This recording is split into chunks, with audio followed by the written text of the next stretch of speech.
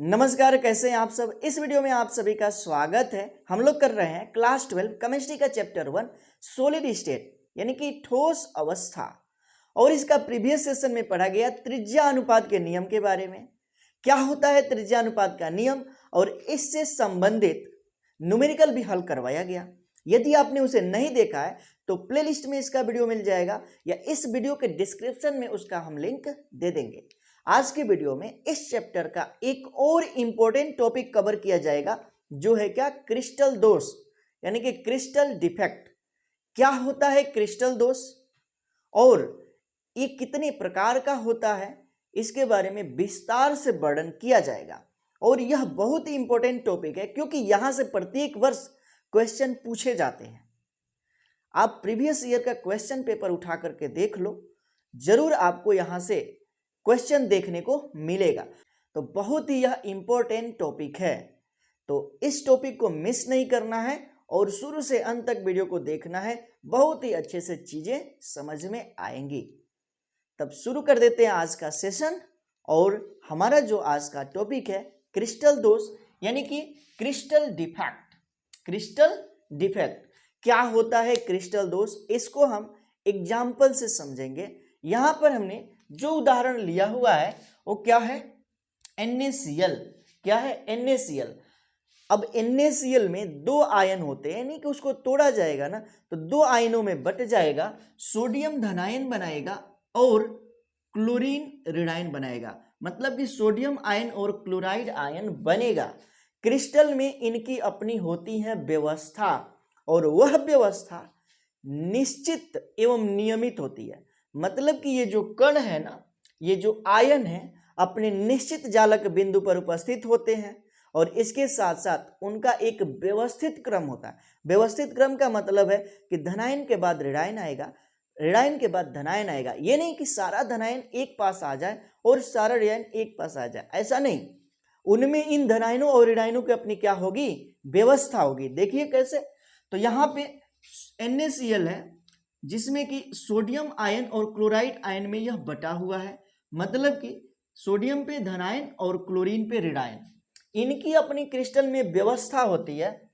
जैसे कि ये सोडियम पे धनायन है, क्लोराइड आयन है यानी कि क्लोरीन पर ऋणायन, फिर इसके बाद से धनायन वाला, फिर उसके बाद से ऋणायन वाला, फिर ऋणायन, फिर धनायन। इस तरह से अपनी एक निश्चित व्यवस्था है, एक नियमित व्यवस्था है। और ये जो कण है ना, चाहे वो धनायन वाला हो या ऋणायन वाला हो, अपने निश्चित जालक बिंदु पर उपस्थित होता है। ठीक, तो जब कणों का एक निश्चित व्यवस्थित क्रम हो और इसके साथ ही साथ प्रत्येक कण अपने निश्चित जालक बिंदु पर उपस्थित हो, तो इस तरह के क्रिस्टल को बोला जाता है आदर्श क्रिस्टल। कौन सा क्रिस्टल कहते हैं, आदर्श क्रिस्टल कहते हैं। आदर्श क्रिस्टल में क्या होता है कि कणों की अपनी निश्चित ज्यामितीय व्यवस्था होती है और ये जो कण है अपने एक नियमित क्रम में व्यवस्थित होते हैं और कण निश्चित जालक बिंदु पर उपस्थित होते हैं। इसी तरह के क्रिस्टल को कहते हैं आदर्श क्रिस्टल। क्या कहते हैं, आदर्श क्रिस्टल। चीजों को ध्यान से समझते चलना है, बहुत ही आसानी से ये टॉपिक आप क्लियर करेंगे। यहां पे देख लेते हैं कि वही चीज लिखा गया कि यदि क्रिस्टल में सभी कण, कण का मतलब आयन, ये तो आयन ही ना है, धनायन और ऋणायन, तो सभी कण एक निश्चित क्रम में व्यवस्थित है। मतलब कि धनायन के बाद ऋणायन, ऋणायन के बाद धनायन, एक निश्चित क्रम में व्यवस्थित है ये। तथा साथ ही साथ क्रिस्टल के प्रत्येक जालक बिंदु पर एक एक कण यानी कि आयन उपस्थित हो। भाई यहाँ पे जालक बिंदु है, यहाँ पे धनायन है, यहाँ पे जालक बिंदु, यहाँ पे ऋणायन है, यहाँ पे जालक बिंदु है, यहाँ पे धनायन है, यानी कि यहाँ पर बिंदु पर एक एक कण उपस्थित हो। तो ऐसे ही क्रिस्टल को क्या कहेंगे, आदर्श क्रिस्टल कहेंगे। कौन सा क्रिस्टल बोला जाएगा, आदर्श क्रिस्टल। चीजें समझ में आ गया, आदर्श क्रिस्टल क्या होता है। अब यह आदर्श क्रिस्टल कब होगा, परम ताप पर। समझना है यहाँ पे, परम ताप पर। अब भाई ये परम ताप क्या होता है, तो 0 केल्विन। ठीक है, यहां पे समझना है 0 डिग्री केल्विन, ये क्या होता है, परम ताप होता है। और इस ताप पर कणों की जो गति होती है ना, कणों की गति क्या होती है, तो बहुत ही मंद होती है। क्या होती है, बहुत ही मंद, यानी कि कण अपने निश्चित जालक बिंदु पर होते हैं और अपना स्थान छोड़ करके कहीं जाते नहीं हैं। जैसे जैसे क्रिस्टल का ताप बढ़ाया जाता है, जैसे जैसे क्या करते हैं कि क्रिस्टल का ताप बढ़ाते हैं, देखना है, चीजों को ध्यान से समझना है। जैसे जैसे जैसे जैसे क्रिस्टल का ताप बढ़ाते हैं, क्या करते हैं, ताप बढ़ाते हैं। क्रिस्टल का ताप जैसे जैसे बढ़ाया जाता है, क्या होते हैं, ये कण जो होते हैं ना, कण यानी कि आयन, आयन उष्मा का अवशोषण करते हैं। क्या करते हैं, उष्मा का अवशोषण करते हैं। जब उष्मा का अवशोषण करते हैं तो इन कणों की गतिज ऊर्जा में वृद्धि हो जाती है। ठीक है, गतिज ऊर्जा में वृद्धि हो जाती है, यानी कि ये जो कण है क्या हो जाते हैं, उत्तेजित हो जाते हैं, उत्तेजित हो जाते हैं, जिससे इनकी गति क्या हो जाती है, बढ़ जाती है, जिससे कि इनकी गति क्या हो जाती है, बढ़ जाती है। इसका मतलब है कि ये तेजी से गति करने लगते हैं, तेजी से गति करने लगते हैं, तेजी से गति करने लगते हैं। अब इस स्थिति में क्या है कि उत्तेजित अवस्था में आ गए, तेजी से गति करने लगते हैं। इस कारण से ये जो आयन है अपना स्थान छोड़ने लगते हैं, अपना जालक बिंदु को छोड़ करके जाने लगते हैं। दो जगह पे जाएंगे, या तो ये गायब हो जाता है, क्या हो जाता है, गायब हो जाता है, या अंतरा अवकाशीय अवकाशीय स्थिति में आ जाता है। ठीक है, क्या होगा, ये जो कण है या तो गायब हो सकते हैं, जैसे कि ये वाला धनायन है यहां से गायब हो गया, ये वाला धनायन है क्या हो गया, यहां से गायब हो गया, ये वाला ऋणायन है यहां से क्या हो गया, गायब हो गया। ठीक है, तो गति के कारण ये कण क्या हो गए, गायब हो गए। तो ये तो अपना स्थान छोड़ करके क्या हो सकते हैं, गायब हो सकते हैं तेजी से गति करने के कारण, या अंतरावकाशीय स्थिति में आ जाते हैं। मान लेते हैं कि यहां से गायब हुआ, अपना स्थान छोड़ा और चला गया, जो क्रिस्टल में रिक्त स्थान है वहां पे, क्रिस्टल में रिक्त स्थान है वहां पे चला गया, इसी स्थान को बोला जाएगा अंतरा अवकाशीय, अंतरा अवकाशीय स्थान। ठीक है, तो अंतरा अवकाशीय स्थान में चले जाएंगे या अपना जालक बिंदु को छोड़ करके गायब हो जाते हैं। इस कंडीशन में क्या हुआ कि इनकी व्यवस्था में हो गई गड़बड़ियां, यानी कि ये अव्यवस्थित हो गए। पहले धनायन के बाद ऋणायन और ऋणायन के बाद धनायन आ जाता था, अब क्या है, ऋणायन के बाद आ गया ऋणायन, क्या आ गया, ऋणायन के बाद ऋणायन। इस स्थिति में क्या हो गया कि इन कणों की व्यवस्था में क्या हो गया, गड़बड़ियां उत्पन्न हो गया, यानी कि ये कण अव्यवस्थित हो गए, यानी कि इनकी व्यवस्था में अव्यवस्था उत्पन्न हो गई। और इस प्रकार से जब इनके कणों में अव्यवस्था उत्पन्न हो जाती है, क्रिस्टल में अव्यवस्था उत्पन्न हो जाती है, तो इसी को बोला जाता है क्रिस्टल दोष। इसे ही कहते हैं क्या चीज, तो क्रिस्टल दोष। यानी कि जब क्रिस्टल को गर्म किया जाता है तो कण ऊर्जा अवशोषित कर लेते हैं और उत्तेजित हो जाते हैं और तेजी से गति करने लगते हैं, और इसके कारण ये या तो अपना जालक बिंदु छोड़ करके गायब हो सकते हैं या अंतरा अवकाशीय स्थान पे जा सकते हैं, अंतरा अवकाशीय स्थिति पे जा सकते हैं। इससे क्रिस्टल में अव्यवस्था उत्पन्न हो जाती है, अव्यवस्था उत्पन्न हो जाती है, और इसी अव्यवस्था को बोला जाता है क्रिस्टल दोष। इसी अव्यवस्था को कहा जाता है क्या चीज, तो क्रिस्टल दोष। बातें समझ में आ चुकी होगी, क्रिस्टल दोष क्या होता है, बहुत ही अच्छे से बताया गया।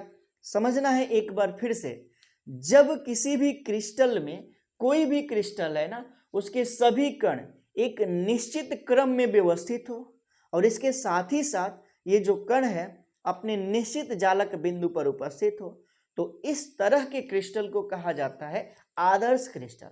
क्या कहते हैं? आदर्श क्रिस्टल। आदर्श क्रिस्टल हमेशा परम ताप पे देखा जाता है, लेकिन जैसे ही क्रिस्टल को हम गर्म करेंगे, क्या करेंगे? गर्म करेंगे, ये कण जो है ऊष्मा अवशोषित कर लेते हैं। इस कारण से ऊष्मा अवशोषित करने का मतलब कि इनकी गति तेज हो जाती है, मतलब कि तेजी से गति करने लगते हैं, जिससे कि क्या होता है कि वे उत्तेजित हो जाते हैं और उत्तेजित होकर के या तो अपने स्थान को छोड़ करके कहीं चले जाते हैं, गायब हो जाते हैं, हो सकते हैं, या अंतरावकाशीय स्थिति में आ सकते हैं। इससे क्रिस्टल में अव्यवस्था उत्पन्न हो जाती है और इसी अव्यवस्था को कहा जाता है क्रिस्टल दोष। बातें समझ में आ चुकी हैं? जो चीजें बोला गया उसको आपको नोट करते चलना है। यहाँ पे आदर्श क्रिस्टल तक तो लिख लिया गया, इसके आगे हम बोलेंगे और उसको जो है नोट्स बनाते चलना है। तो लिखना है आगे।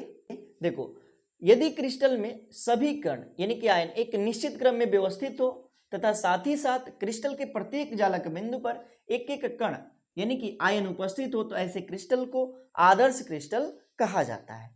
फिर आगे से पैराग्राफ चेंज करके लिखना है। जैसे जैसे क्रिस्टल का ताप बढ़ाया जाता है, क्रिस्टल में उपस्थित आयन अपनी जालक बिंदुओं को छोड़कर गायब हो जाते हैं या अंतरा अवकाशीय स्थिति में आ जाते हैं, या अंतरावकाशीय स्थिति में आ जाता है। इससे क्रिस्टल में अव्यवस्था उत्पन्न हो जाती है। इससे क्रिस्टल में क्या उत्पन्न हो जाती है? अव्यवस्था उत्पन्न हो जाती है। और जालक की इसी अव्यवस्था को क्या कहते हैं? क्रिस्टल दोष कहते हैं। आया समझ में? क्रिस्टल दोष क्या है? स्क्रीनशॉट फटाफट ले लेना है और उसके बाद से हम आगे पढ़ेंगे क्रिस्टल दोष के प्रकार। देखते हैं क्रिस्टल दोष के प्रकार।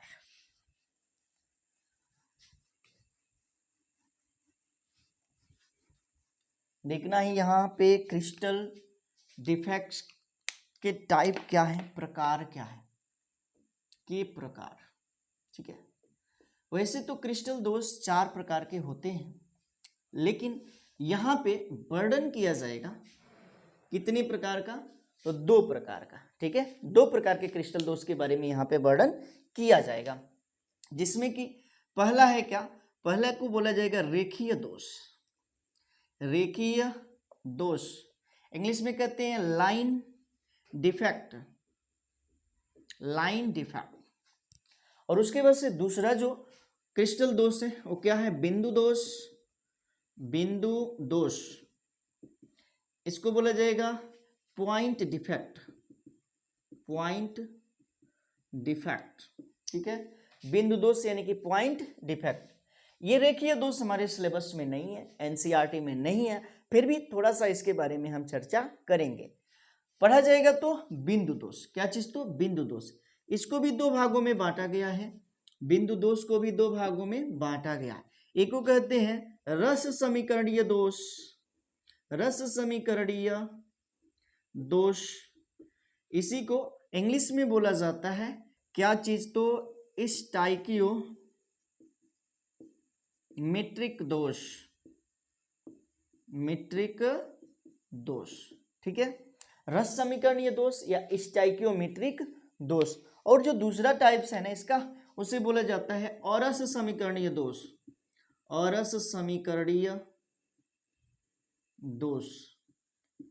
इसी को इंग्लिश में बोला जाता है नॉन स्टाइकियोमेट्रिक दोष, मीट्रिक दोष। तो बिंदु दोष 2 प्रकार का, एक है रस समीकरणीय दोष और दूसरा है अरस समीकरणीय दोष। रस समीकरणीय दोष को बोला जाएगा स्टाइकियोमेट्रिक दोष और अरस समीकरणीय को बोला जाएगा नॉन स्टाइकियोमेट्रिक दोष। आगे बढ़ जाते हैं। और ये जो रस समीकरणीय दोष है ये भी 2 प्रकार का, ये भी 2 प्रकार का। एक को कहते हैं साटकी दोष। कौन सा दोष? साटकी दोष। और एक को बोला जाता है फ्रेंकल दोष, फ्रेंकल दोष। आगे बढ़ जाते हैं। अरस समीकरणीय दोष भी 2 प्रकार का, अरस समीकरणीय दोष भी कितने प्रकार का? 2 प्रकार का। एक को कहते हैं धातु अधिक्य दोष, धातु अधिक्य दोष। और एक को कहते हैं धातु न्यूनता दोष, धातु न्यूनता दोष, ठीक है, धातु न्यूनता दोष। आगे जो धातु अधिक्य दोष है ये भी दो प्रकार का, धातु अधिक्य दोष ये भी कितने प्रकार का, दो प्रकार का। कौन कौन, तो एक को कहते हैं एफ केंद्र, एफ केंद्र। उसके बाद से दूसरा क्या है इसका, दूसरा है धनायन अंतराली, अंतराली धातु अधिक्य दोष, धातु अधिक्य दोष, ठीक है। तो इतने प्रकार के दोष हमें पढ़ना है यहाँ पे। क्रिस्टल दोष, दो प्रकार के दोषों के बारे में यहाँ पे वर्णन होगा, एक है रेखीय दोष यानी कि लाइन डिफेक्ट, और दूसरा है बिंदु दोष यानी कि पॉइंट डिफेक्ट। उसके बाद से रेखीय दोष हमारे सिलेबस में नहीं है, एनसीईआरटी में नहीं है, तो विस्तार से वर्णन होगा किसके बारे में, बिंदु दोष के बारे में, यानी कि पॉइंट डिफेक्ट के बारे में। अब ये जो बिंदु दोष है दो प्रकार का, एक को कहते हैं रस समीकरणीय दोष, इसी को कहा जाता है स्टाइकियोमेट्रिक दोष। दूसरा है अरस समीकरणीय दोष, और इसी को बोला जाता है नॉन स्टाइकियोमेट्रिक दोष। अब यहाँ पे स्टाइकियोमेट्रिक दोष दो प्रकार का, साटकी दोष और फ्रेंकल दोष। बहुत ही इंपॉर्टेंट चीज, क्योंकि साटकी दोष और फ्रेंकल दोष पर प्रत्येक वर्ष क्वेश्चन बनते हैं। यहां से जो है टिप्पणी लिखने के लिए आता है, साटकी दोष क्या है, फ्रेंकल दोष क्या है। तो बातों को समझना है और जो चीजें बताया जा रहा है बहुत ध्यानपूर्वक देखना है, क्योंकि यहां से क्वेश्चन बनते हैं प्रत्येक वर्ष। आगे बढ़ जाते हैं, और अरस समीकरणीय दोष की बात किया जाए तो ये भी दो प्रकार का, धातु अधिक्य दोष और धातु न्यूनता दोष। धातु अधिक्य दोष भी दो प्रकार का, एक को कहते हैं एफ केंद्र और दूसरे को बोला जाता है धनायन अंतराली धातु अधिक्य दोष। तो इतने प्रकार के क्रिस्टल दोष हैं और इसी के बारे में वर्णन करना है। आपने चीजों को समझ लिया, अब इसी को अब हम एक एक करके पढ़ना प्रारंभ करेंगे। तो ये चीजें मिटाएंगे, आपको लेना है स्क्रीनशॉट, और उसके बाद से हम आगे बढ़ जाते हैं और आगे बढ़ जाते हैं और सबसे पहला क्रिस्टल दोष पे वर्णन करेंगे, जो होगा क्या, रेखीय दोष। ध्यान देना है, रेखीय दोष के बारे में अब हम पढ़ने जा रहे हैं। कौन सा टॉपिक, तो रेखीय दोष। हेडिंग लगा लेना है, हेडिंग लगा लेना है रेखीय दोष। कौन सा दोष, पहला हो जाएगा रेखीय दोष। इसी को इंग्लिश में बोला जाता है लाइन डिफेक्ट्स, लाइन डिफेक्ट। देखो रेखीय दोष क्या है, सबसे पहले हम एक चीज मानते हैं, यहाँ पे हमारे पास मान लेते हैं कि एक क्रिस्टल है। क्या है, एक क्रिस्टल है। कौन सा क्रिस्टल है, तो वह क्रिस्टल है ए बी। क्या है, ए बी, जिसमें कि ए पॉजिटिव बना रहा, बी निगेटिव बना रहा। ये नहीं है कि बी वाला पॉजिटिव नहीं बनाएगा, यदि बी वाला पॉजिटिव बनाए तो ये निगेटिव बनाएगा, ठीक है। तो इसमें से कोई एक पॉजिटिव बनाएगा और कोई एक निगेटिव बनाएगा। तो हम मान लेते हैं कि ए जो है पॉजिटिव बना रहा है और बी जो है निगेटिव बना रहा है। अब क्रिस्टल में इसकी अपनी होती है व्यवस्था, इनकी अपनी निश्चित क्रम में ये जो क्रिस्टल है, ये जो आयन है क्रिस्टल में व्यवस्थित होते हैं। उसी व्यवस्था को हम यहाँ पे दिखा देते हैं, उसी व्यवस्था को A positive B negative, A positive B negative, B negative A positive, B negative A positive, A positive B negative, A positive B negative, ठीक है। अब इनको जो है हम मिला लेते हैं, तब क्या बन जाएगा, एक जालक बन जाएगा, एक क्रिस्टल जालक बन जाएगा। जल्दी से इसको हम इसे क्या कर लेते हैं, मिला लेते हैं। हमने क्या किया यहाँ पे कि इन सभी क्रिस्टलों को मिला दिया। क्या कर दिया, इन सभी कणों को मिला दिया, ठीक है।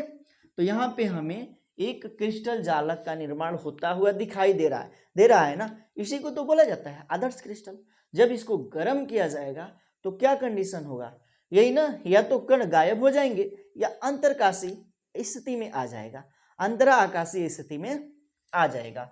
अब क्या होता है रेखीय दोष में, रेखीय दोष में ये होता है कि वह दोष, वह क्रिस्टल दोष जिसमें कण एक रेखा के अनुदिश गायब हो, एक लाइन के अनुदिश क्या हो, गायब होते हो, इसी को बोला जाता है रेखीय दोष। यही चीज हम यहाँ पे लिख देते हैं कि इस प्रकार के दोष में, इस प्रकार के क्रिस्टल दोष में, क्रिस्टल दोष में कण कण एक रेखा के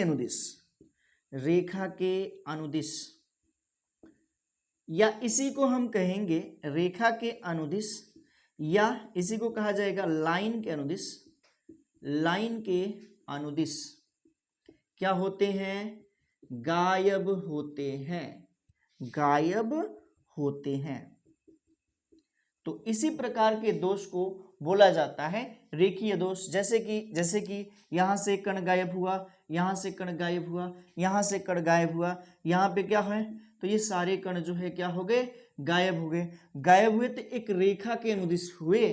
क्या एक रेखा के अनुदिश गायब हो रहे हैं? ठीक है कण, ये नहीं है कि कहीं से भी गायब हो गया, ऐसा नहीं है। जब कण एक रेखा के अनुदिश गायब होते हैं तो इसी प्रकार के दोष को बोला जाता है रेखीय दोष। बातें समझ में आई? रेखीय दोष क्या होता है? अब इसको हम विस्तार से नहीं पढ़ेंगे। क्यों? क्योंकि ये हमारे सिलेबस की चीज नहीं है। तो जो सिलेबस की चीज है उसको हम अब देखेंगे। इसका लेना है स्क्रीनशॉट और नोट्स बनाते रहना है। बहुत ही इंपॉर्टेंट है नोट्स बनाना, क्योंकि यही नोट्स जो है आपको हर एक जगह मदद करेगा। ये वीडियो आपको हर एक जगह नहीं मदद करेगा, ठीक है, लेकिन नोट्स जो है हमेशा मदद करेगा। इसलिए नोट्स बनाते रहना है, ध्यानपूर्वक देखना है। अब हम दूसरा जो क्रिस्टल दोष है उस पर वर्णन करेंगे। दूसरा नंबर उसे बोला गया कौन सा दोष है? बिंदु दोष। समझना है यहाँ पे बिंदु दोष, इसी को बोला जाता है इंग्लिश में पॉइंट डिफेक्ट। ठीक है, बिंदु दोष। अब इसे समझा जाए। मान लेते हैं कि हमारे पास एक क्रिस्टल है। क्या भाई? क्रिस्टल। मानने में क्या जाता है? हमारे पास एक क्रिस्टल है।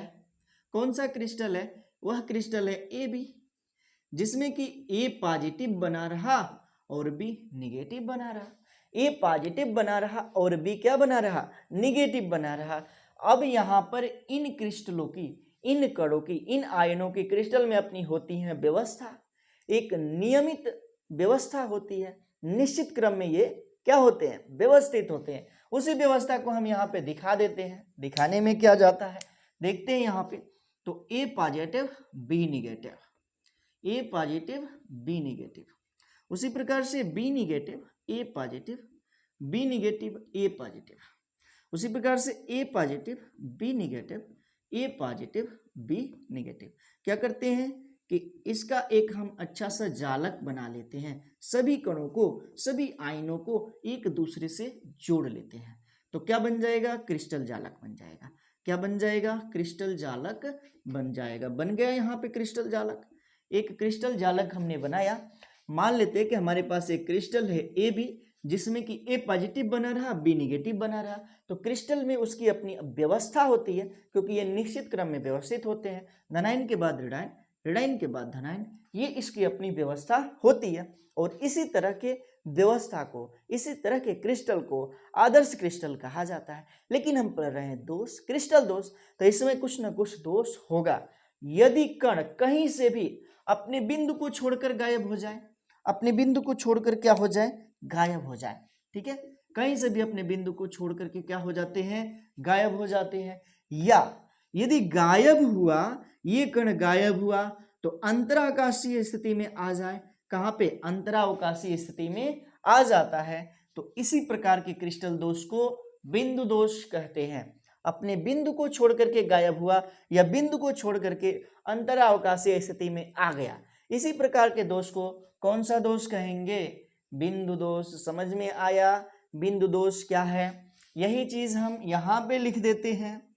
वह दोष या वह क्रिस्टल दोष, वह क्रिस्टल दोष, वह क्रिस्टल दोष जिसमें कण, कण का मतलब है कि आयन। क्या चीज? तो आयन अपने जालक बिंदु से, अपने जालक बिंदु से गायब हो जाते हैं, गायब हो जाते हैं, या गायब हो जाते हैं, या क्या होता है? या अंतरा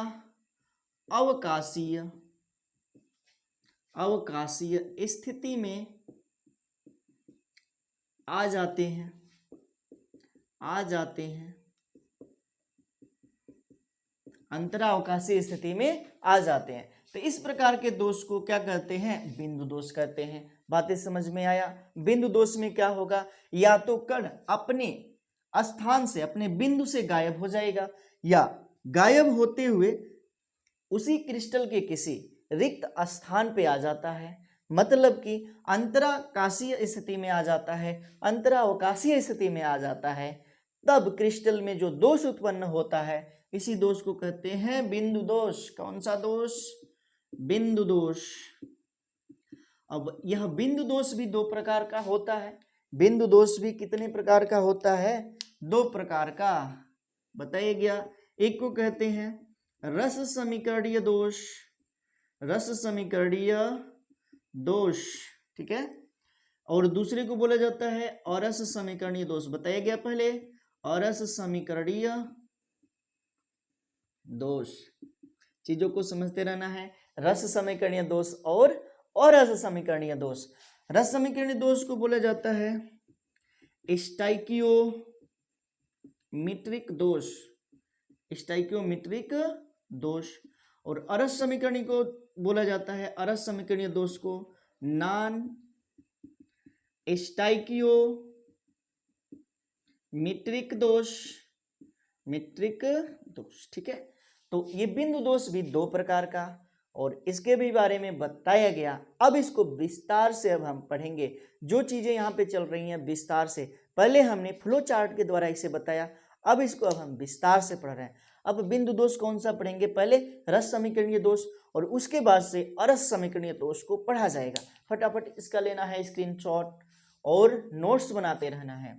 तो जो बिंदु दोष अब हम पढ़ने जा रहे हैं, वह पढ़ने जा रहे हैं कौन सा, तो रस समीकरणीय दोष। तो हेडिंग बनाना है रस समीकरणीय दोष, बना लेते हैं हेडिंग,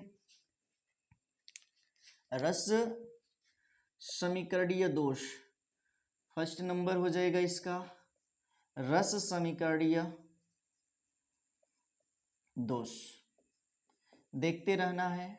इसी को बोला जाता है स्टाइकियोमीट्रिक दोष, स्टाइकियोमीट्रिक दोष, ठीक है। रस समीकरणीय दोष क्या होता है और या स्टाइकियोमीट्रिक दोष क्या होता है, अब इस पर वर्णन होगा विस्तार से। चीजों को समझना है। यहाँ पे हम मान लेते हैं कि हमारे पास भाई एक क्रिस्टल है। क्या है हमारे पास, एक क्रिस्टल है। मानकर ही हम चल रहे हैं। यहाँ पे उदाहरण आएगा, जरूर आएगा, आगे जो है सब कुछ क्लियर हो जाएगा। तो मान लेते हैं हमारे पास एक क्रिस्टल है ए बी। क्या है, ए बी, जिसमें कि ए पॉजिटिव बना रहा, बी निगेटिव बना रहा। अब क्रिस्टल में इसकी व्यवस्था होगी ए positive B negative, A positive B negative. उसी प्रकार से B negative A positive, B negative A positive, A positive B negative, A positive B negative. समझते चलना है। यहाँ पे क्या करते हैं, क्रिस्टल को बना लेते हैं। क्रिस्टल को हम यहाँ पे एक जालक में व्यवस्थित कर लेते हैं। इसी को हम कहेंगे क्रिस्टल जालक। कौन सा जालक, क्रिस्टल जालक। देखते रहना है, चीज़ों को समझते रहना है, बहुत ही आसान है। और यदि आप वीडियो देख लिए तो यहाँ से 2-3 नंबर का जो क्वेश्चन पूछा जाता है वह कभी भी गलत नहीं होने वाला है। हमने एक क्रिस्टल बनाया, क्रिस्टल के कणों को व्यवस्थित कर लिया, आयनों को क्या किया, व्यवस्थित किया।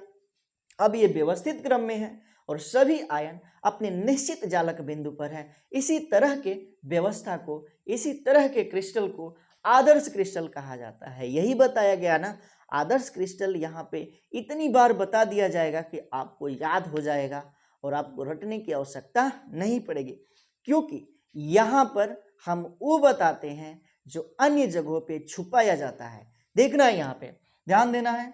क्रिस्टल, तो क्रिस्टल यहाँ पे इस कण है ए पॉजिटिव बी निगेटिव, इनको व्यवस्थित कर दिया गया, इनको व्यवस्थित कर दिया गया। तो यहाँ पे जो हमारा क्रिस्टल बना वो कौन सा बना, आदर्श क्रिस्टल बना। अब क्या है, दोष उत्पन्न करना है ना, कौन सा वाला, बिंदु दोष। कौन सा वाला दोष उत्पन्न करना है, बिंदु दोष उत्पन्न करना है। अब बिंदु दोष में क्या होता है, या तो कण स्थान छोड़ करके गायब हो जाते हैं, गायब हो गया, गायब कर दिया, या तो कण अपना स्थान, अपना जालक बिंदु को छोड़ कर देते हैं और किसी अंतर अवकाशीय स्थिति में आ जाते हैं। ठीक, इसी तरह के तो दोष को बोला जाता है बिंदु दोष। अब रस समीकरणीय दोष की बात आएगी। रस समीकरणीय दोष क्या होता है, तो ध्यान पूर्वक सुनना है। वह बिंदु दोष जिसमें धनायनों एवं ऋणायनों की संख्याओं का अनुपात निश्चित होता है। समझना है चीजों को। वह बिंदु दोष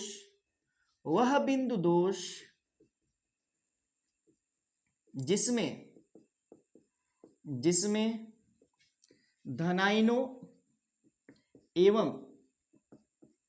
एवं ऋणायनों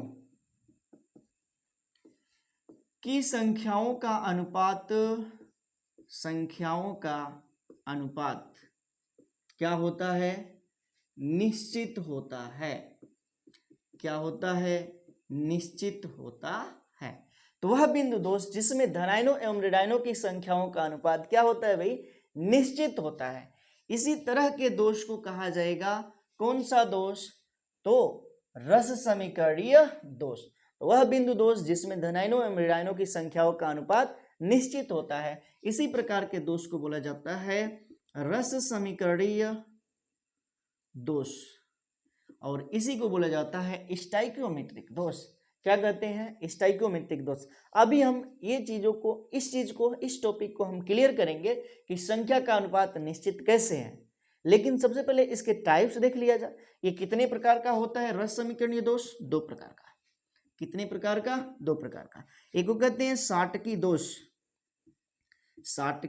दोष, और दूसरे को बोला जाता है कौन सा दोष, तो दूसरे दोष को बोला जाता है फ्रेंकल दोष। ठीक है, तो रस समीकरणीय दोष यानी कि स्टाइकियोमेट्रिक दोष भी दो प्रकार का, साटकी दोष और फ्रेंकल दोष। तब हमारा हेडिंग हो जाएगा पहला, कौन सा, पहला साटकी दोष। तो फटाफट इसका लेना है स्क्रीनशॉट, और अब हम जानेंगे साटकी दोष के बारे में। समझते चलना है यहाँ पे क्या होता है साटकी दोष। रस समीकरणीय दोष भी दो प्रकार का हो गया, जिसमें कि पहला पढ़ा जाएगा साटकी दोष। चलो साटकी दोष देखते हैं क्या होता है साटकी दोष। समझते चलना है चीजों को। हेडिंग बना लेते हैं साटकी दोष। इसी को अंतराली दोष भी बोला जाता है, अंतराली दोष। यह दोष किसने दिया भाई, तो यह दोष एक जर्मन साइंटिस्ट है, जर्मन वैज्ञानिक, जिनका नाम है जिसका नाम है क्या, साटकी। और इन्होंने किस सन में दिया, तो सन 1930 में। ठीक है, 1930 में जर्मन वैज्ञानिक साटकी ने इस दोष को बताया था। कौन सा दोष, साटकी दोष। अब साटकी दोष क्या है, एक प्रकार का रस समीकरणीय दोष है। अब ध्यान से सुनना है कि साटकी दोष क्या होता है, क्योंकि ये यहां से क्वेश्चन पूछा जाता है। तो वह रस समीकरणीय दोष जिसमें धनायनों और ऋणायनों की संख्याओं का अनुपात निश्चित होता है, लेकिन इसमें कण क्या होते हैं, गायब होते हैं। तो कैसे गायब होगा, तो धनायन और ऋणायन समान मात्रा में गायब होते हैं। ठीक है, तो जब धनायन और ऋणायन समान मात्रा में क्रिस्टल को छोड़ करके गायब होते हैं, तो इस तरह से उत्पन्न दोष को बोला जाता है कौन सा दोष, साटकी दोष। इसी को कहेंगे अंतराली दोष। यही चीज हम यहाँ पे लिख लेते हैं। जब क्रिस्टल जालक से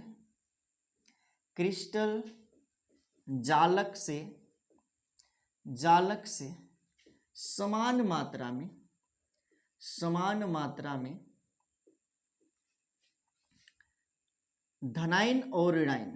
धनायन एवं ऋणायन क्या होते हैं, गायब होते हैं। अंतरावकाशीय स्थान की बात नहीं हो रही है, गायब किया जा रहा है। ठीक है, तो जब क्रिस्टल जालक से समान मात्रा में धनायन और ऋणायन क्या होते हैं, गायब होते हैं, तो इस तरह के क्रिस्टल दोष को क्या कहते हैं? साटकी दोष या अंतराली दोष। ऐसे रस समीकरणीय दोष को कहा जाता है साटकी दोष या अंतराली दोष। जैसे कि हम मान लेते हैं कि हमारे पास एक क्रिस्टल है, क्या है भाई? क्रिस्टल है, कौन सा? वही वाला AB, ठीक है। AB क्रिस्टल है जिसमें कि A पॉजिटिव बना रहा और B निगेटिव बना रहा। तो क्रिस्टल में इसकी अपनी व्यवस्था होगी कि नहीं? तो उसी व्यवस्था को हम यहाँ पे दिखाते हैं, A positive B negative, A positive B negative, B negative A positive, B negative A positive, फिर A positive B negative, A positive B negative. देखना यहाँ पे इसको हम क्या करते हैं? एक दूसरे से मिला लेते हैं। क्या करते हैं? एक दूसरे से मिला लेते हैं, तब जो है जालक का निर्माण हो जाएगा। किसका निर्माण हो जाएगा? जालक का निर्माण हो जाएगा। कैसा क्रिस्टल जालक ये है? अब आदर्श क्रिस्टल जालक है भाई। कौन सा है? आदर्श। क्यों? क्योंकि यहाँ पे कण अपने निश्चित जालक बिंदु पर है, पहली बात। और दूसरी बात क्या कि इनकी व्यवस्था एक निश्चित क्रम में, धनायन के बाद ऋणायन आ रहा है। अब आगे करते हैं क्या? तो यहाँ पे कितना संख्या है धनायन का गिन लेते हैं। 1 2 3 4 5 और 6। धनायन की संख्या है 6, ठीक है। कितनी संख्या है? 6। अब ऋणायन की भी संख्या तो वही होगी ना, 6 ही। गिन लेते हैं 1 2 3 4 5 और 6, ठीक। तो यहाँ पे देखा जाए धनायन और ऋणायनों का जो अनुपात है, संख्याओं का अनुपात कितना है? तो 6:6 का, या इसी को रेशियो निकाला जाएगा तो 1:1 का हो जाएगा, यही होगा। तो क्या है यहाँ पे? धनायन और ऋणायन एक निश्चित अनुपात में उपस्थित है। और रस समीकरणीय दोष में तो यही बताया गया कि वह क्रिस्टल दोष या वह बिंदु दोष जिसमें कि धनायन और ऋणायनों का अनुपात निश्चित होता है। तो यहाँ पर भी क्या है? यहाँ पर भी तो वही है ना, यहाँ पर भी धनायनों एवं ऋणायनों की संख्या का अनुपात क्या है? अनुपात निश्चित है, लेकिन यहां से तो कण गायब ही नहीं हुआ है। गायब जब कण नहीं होता है ना, या अंतरावकाशीय स्थिति में नहीं आता है ना, तो उसकी न व्यवस्था गड़बड़ होती है और न ही उसमें आयनों का अनुपात गड़बड़ होता है, ठीक है। तो यहाँ पे क्या है? तो ये आयनों का अनुपात निश्चित है, धनायनों और ऋणायनों का अनुपात क्या है? निश्चित है। लेकिन इसमें क्या होता है कि समान मात्रा में धनायन गायब होता है साटकी दोष में।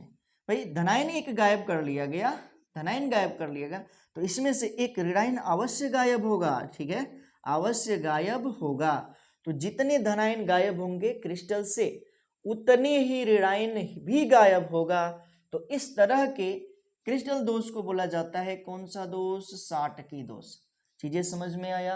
अब देखो यहां से एक धनायन गायब हो गया, तो यहाँ पे पहले जो धनायन था, पहले धनायन था A पॉजिटिव, उसकी संख्या थी 6 और इसमें से एक माइनस हो गया, संख्या कितना हो गया? 5 हो गया, ठीक है।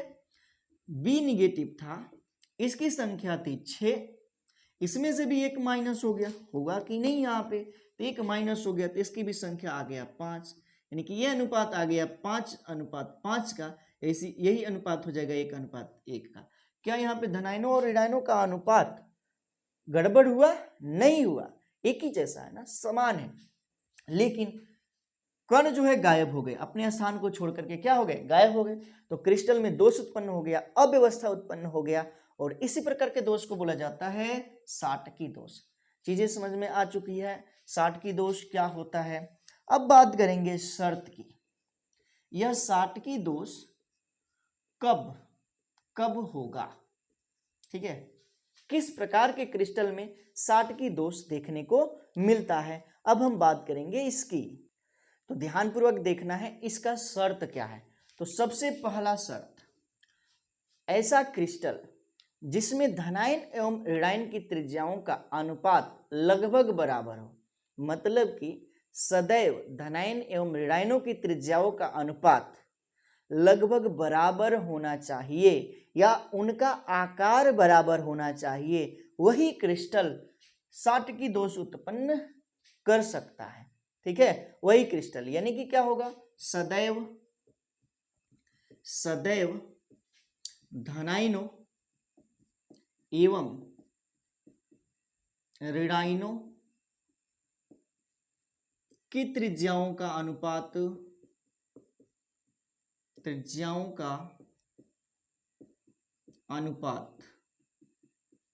लगभग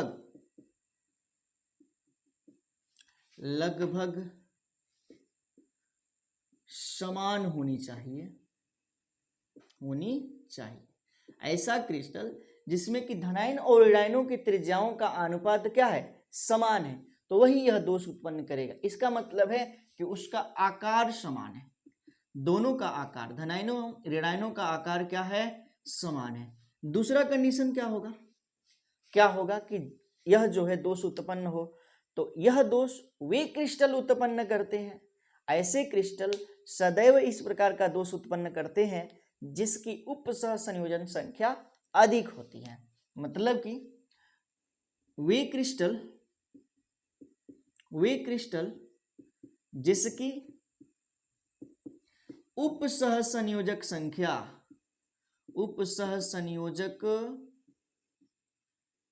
संख्या अधिक होती है, ज्यादा होती है, वही इस प्रकार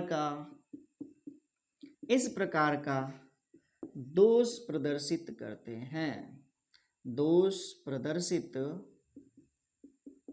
हैं। चीजें समझ में आ चुका है।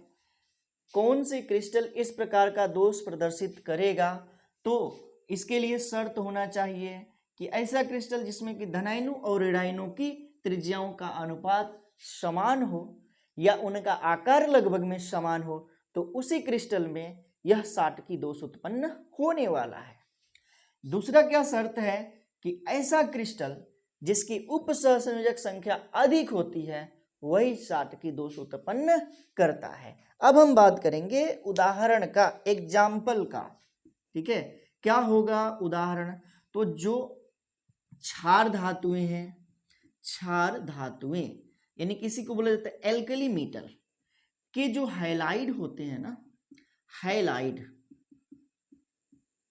इस प्रकार के दोष को उत्पन्न करते हैं। अब ये क्षार धातुएं क्या है, तो पीरियोडिक टेबल में जो वर्ग फर्स्ट है, ग्रुप 1 के जो तत्व होते हैं, हाइड्रोजन को छोड़ दिया जाए तो सभी तत्व क्षार धातु कहलाते हैं, जैसे कि लिथियम, पोटेशियम, सोडियम। ठीक है, ये क्या है, तो क्षार धातु है। और हाइलाइड का मतलब क्या, हाइलोजनों से क्रिया, मतलब कि हाइलोजन के साथ जुड़े होते हैं। हाइलोजन क्या होते हैं, तो वर्ग 17वें के जितने भी गैसीय तत्व हैं, जैसे कि फ्लोरीन, क्लोरीन, ब्रोमीन, आयोडीन, ये क्या है, सब हाइलाइड है, यानी कि हाइलोजन है। ठीक है, हाइलोजन को एक्स से प्रदर्शित करते हैं, एक्स बराबर होता है Cl Br F, ठीक है ना, I, chlorine, bromine, fluorine, iodine, ये क्या है, तो हाइलोजन है। और इसके साथ क्षार धातु संलग्न होगा, जैसे कि यहाँ पे लिथियम है और क्लोरीन के साथ संलग्न हुआ तो LiCl बनाया, सोडियम है क्लोरीन के साथ संलग्न हुआ तो NaCl बनाया, पोटेशियम है क्लोरीन के साथ संलग्न हुआ तो KCl बनाया।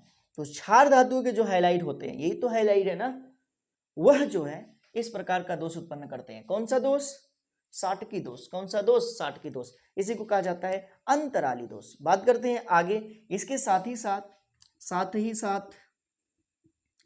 साथ क्या, क्षारीय मृदा धातुओं के ऑक्साइड एवं सल्फाइड।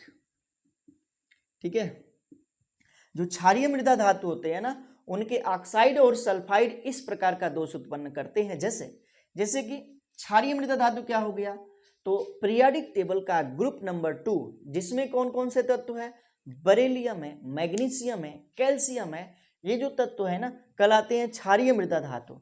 इनके ऑक्साइड मतलब ऑक्सीजन के साथ यौगिक या सल्फाइड सल्फर के साथ यौगिक, ऐसे जो यौगिक होंगे ना 60 की दोष प्रदर्शित करते हैं। जैसे कि MgO, ठीक है, MgS CaO, ये जो है इस प्रकार का दोष उत्पन्न करते हैं। लेकिन एक और बात याद रखनी है, AgBr सिल्वर ब्रोमाइड भी यह दोष प्रदर्शित करता है और इसको जो है मोटे पेन से लिख लेना है, क्योंकि यह जो दोष है ना, फ्रेंकल दोष में भी यह एग्जाम्पल देखने को मिलेगा। फ्रेंकल दोष में भी AgBr वाला एग्जाम्पल देखने को मिलेगा। चीजें समझ में आ रही होंगी, समझ में आ रहा है तो वीडियो को लाइक जरूर करना है। आगे बढ़ जाते हैं। और क्रिस्टल पे क्या प्रभाव पड़ेगा साटकी दोष से? यदि साटकी दोष हुआ है ना तो क्रिस्टल पर क्या प्रभाव पड़ेगा, ठीक है। तो साटकी दोष का क्रिस्टल पर प्रभाव, अगला हेडिंग हो जाएगा साटकी दोष का क्रिस्टल पर प्रभाव। क्या प्रभाव पड़ने वाला है भाई? साटकी दोष का क्रिस्टल पर प्रभाव। सबसे पहला क्या, घनत्व घट जाता है, घनत्व जो है कम हो जाता है। क्या, घनत्व कम हो जाता है। कैसे कम होगा? देखो, पहले क्रिस्टल की संख्या, कणों की संख्या क्षय थी, यानी कि धनायन की संख्या क्षय थी और ऋणायन की संख्या भी क्षय थी। लेकिन जब दोष उत्पन्न हुआ तो एक कम हो गया, यानी कि 5 बच गया। इसका मतलब है कि इसका घनत्व क्या हो जाएगा? कम हो जाएगा, ठीक है। तो जब साटकी दोष उत्पन्न होता है तो क्रिस्टल का घनत्व क्या हो जाता है? कम हो जाता है। इतनी चीजें आया समझ में। आगे अगला नंबर, दूसरा नंबर क्या है? क्रिस्टल की चालकता में, क्रिस्टल की चालकता में आंशिक वृद्धि, आंशिक वृद्धि, ठीक है। क्रिस्टल की चालकता में हो जाती है आंशिक वृद्धि। अब ये कैसे आंशिक वृद्धि होगा? देखो, कण जो है अपना बिंदु छोड़ करके गायब हो रहा है, तो जिसके कण की, कणों के बीच की दूरी ज्यादा बढ़ जा रही है और इस कारण से कण तेजी से गति करने लगते हैं, जिससे कि उनकी चालकता में भी आंशिक वृद्धि आ जाती है, ठीक है। आंशिक वृद्धि क्या हो जाती है? आ जाती है। तो कहने का मतलब है कि जब साटकी दोष उत्पन्न होता है, जब अंतराली दोष उत्पन्न होता है, तो क्रिस्टल की चालकता में भी आंशिक वृद्धि हो जाती है। अब अगला नंबर प्रभाव क्या होगा? अगला नंबर तो तीसरा नंबर पे हो जाएगा क्रिस्टल का अस्थायित्व कम हो जाता है, कम हो जाता है। जिससे क्या होगा भाई? जब क्रिस्टल का अस्थायित्व कम हो जाता है, जिससे कि क्रिस्टल की जालक ऊर्जा घट जाती है, जिससे क्रिस्टल की जालक ऊर्जा घट जाती है। क्या हो जाती है? घट जाती है। अगला नंबर पे क्या है? तो क्रिस्टल सदैव विद्युत उदासीन होता है। सदैव क्या होगा? विद्युत उदासीन। क्रिस्टल जो है सदैव विद्युत उदासीन होता है। क्यों? क्योंकि धनायन और ऋणायन इसमें से समान मात्रा में गायब होते हैं। चीजें समझ में आ गया होगा। क्या होता है साटकी दोष, क्या होता है अंतराली दोष। तो यहाँ पे साटकी दोष के बारे में विस्तार से वर्णन किया गया है और उम्मीद करते हैं कि आप लोगों को बहुत ही अच्छे से समझ में आया होगा। यदि फिर भी कहीं पे कुछ रह गया हो डाउट, तो आप जो कमेंट के माध्यम से जरूर बताएं, उसका समाधान अवश्य किया जाएगा। इस वीडियो में हम इतना ही रहने देते हैं। अगले वीडियो में हम वर्णन करेंगे फ्रेंकल दोष के बारे में। तो इस वीडियो में इतना ही, मिलते हैं अगले वीडियो में। तब तक के लिए thank you, thanks for watching. जुड़े रहें नारायण सर क्लासेस के साथ।